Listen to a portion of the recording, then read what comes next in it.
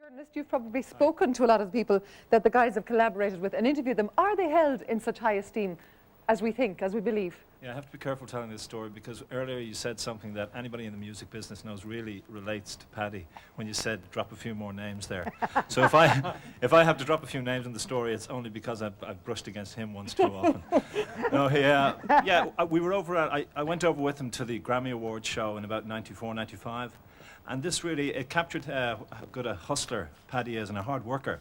The night before the Grammy Awards at the party, when everybody else was swanning around drinking and soaking up the sights, Paddy, I think it was a bass player or something, was just running around. You almost had to pull him back from Tony Bennett.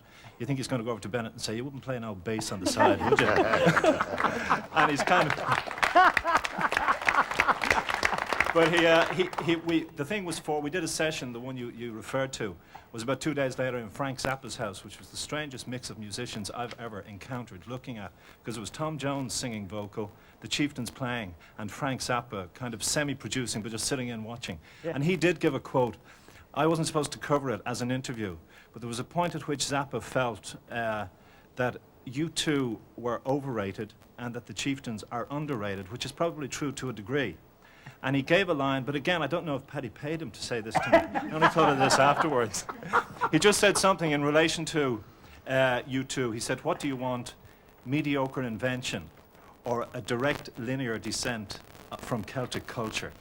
And he said, that's what I hear when I listen to the music of the Chieftains. Okay, and you can argue with Bono afterwards. Joe Jackson, thank you for joining us. All right, we'll